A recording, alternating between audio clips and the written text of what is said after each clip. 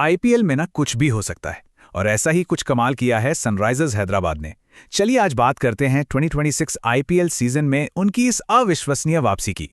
तो सवाल ये है कि आखिर कैसे एक टीम जो टेबल में सबसे नीचे थी वो सिर्फ एक मैच खेलकर प्लेऑफ की दौड़ में चौथे नंबर पर आ गई। आइए इस पूरी कहानी को समझते हैं।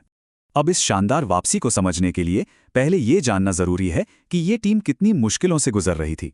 सीजन की शुरुआत हुई और एक के बाद एक हार का सिलसिला शुरू हो गया। टीम पॉइंट्स टेबल में बिल्कुल नीचे 7वें-8वें नंबर पर फंसी हुई थी। जाहिर है टीम पर दबाव बढ़ता ही जा रहा था। और इस मुश्किल को और बढ़ाने के लिए उनके स्टार ओपनर अभिषेक शर्मा का बल्ला बिल्कुल खामोश था। मतलब बार बार डक पर आउट होना, इससे पूरी बैटिंग लाइनअप पर जबरदस्त दबाव आ गया था। लेकिन फिर कहानी में एक ट्विस्ट आया, और ये ट्विस्ट आया गेंदबाजी से, वो भी राजस्थान रॉयल्स जैसी तगड़ी टीम के खिलाफ एक साहसी फैसले से। एक बहुत ही जरूरी मैच में एसआरएच ने एक ऐसे खिलाड़ी को मैदान में उतारा जिनका नाम शायद ही किसी ने सुना हो। पहले गेम चेंजर प्रफुल्ल हिंगे। और आते ही इस खिलाड़ी ने क्या कमाल किया। सिर्फ 34 रन देकर 4 विकेट, मतलब विरोधी टीम का टॉप ऑर्डर तो इन्होंने अकेले ही समेट दिया। पर कहानी यही नहीं रुकी। हिंगे अकेले हीरो नहीं थे। एक और गेंदबाज ने मैच का रुख पूरी तरह से एसआरएच की तरफ मोड़ दिया, और वो थे साकिब हुसैन। साकिब ने डेथ ओवर्स में गेंदबाजी की, मतलब जब रन बनाना सबसे आसान होता है, और वहां उन्होंने सिर्फ 24 रन देकर 4 विकेट चटकाए। वाकई एक शानदार प्रदर्शन था ये। और सबसे हैरान करने वाली बात पता है क्या है? ये दोनों ही गेंदबाज अनकैप्ड खिलाड़ी थे, मतलब इन्होंने कभी इंटरनेशनल क्रिकेट नहीं खेला है।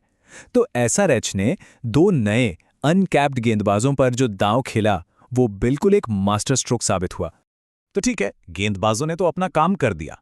अब बारी थी बल्लेबाजों की, और यहां मिडिल ऑर्डर ने ये जिम्मेदारी उठाई। जब टीम के ओपनर संघर्ष कर रहे थे तब पारी को संभालने के लिए आगे आए ईशान किशन। उन्होंने एक बहुत ही समझदारी भरी पारी खेली। 91 रन। ये सिर्फ रन नहीं थे, ये वो नींव थी जिस पर जीत की इमारत खड़ी होनी थी। टीम को उस वक्त ऐसी ही एक पारी की सख्त जरूरत थी। और बल्लेबाजी का दूसरा मजबूत स्तंभ जो पूरे टूर्नामेंट में आग उगल रहा है वो है हेनरिक क्लासेन।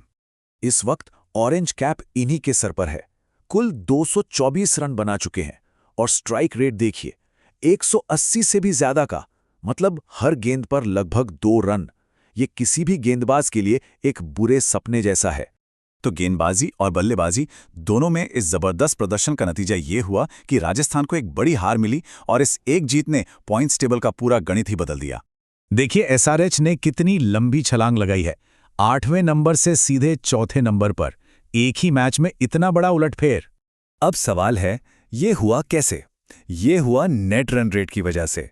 57 रनों की बड़ी जीत ने उनके नेट रन रेट को इतना बूस्ट दिया कि वो अब पॉजिटिव 0.576 पर हैं। और ये नंबर इतना जरूरी क्यों है? क्योंकि देखिए, एसआरएच, दिल्ली और लखनऊ तीनों के 4-4 पॉइंट्स हैं, लेकिन बेहतर नेट रन रेट की वजह से एसआरएच इन दोनों टीमों से ऊपर चौथे नंबर पर है। यही होता है एनआरआर का खेल। तो अब टीम में एक नया जोश है, एक नई लय है। लेकिन अब सामने है अगली बड़ी चुनौती। अगला मुकाबला है पंजाब किंग्स से, और ये कोई आसान टीम नहीं है। वो टेबल पर दूसरे नंबर पर बैठे हैं। ये तो भाई एक जबरदस्त टक्कर होने वाली है। तो अब सारी कहानी आकर एक जगह रुकती है। एसआरएच की प्लेऑफ की उम्मीदों की जो पहेली है ना, उसका आखिरी और शायद सबसे अहम टुकड़ा अभिषेक शर्मा का फॉर्म में वापस आना ही हो सकता है। तो अब ये एक बड़ा दिलचस्प सवाल खड़ा हो गया है। एसआरएच की किस्मत आखिर किसके हाथों में है? इन नए खिलाड़ियों के जिन्होंने टीम को जिंदा किया, या फिर अपने पुराने स्टार के जिसके फॉर्म में लौटने का सबको इंतजार है? ये संतुलन ही उनके आगे का सफर तय करेगा।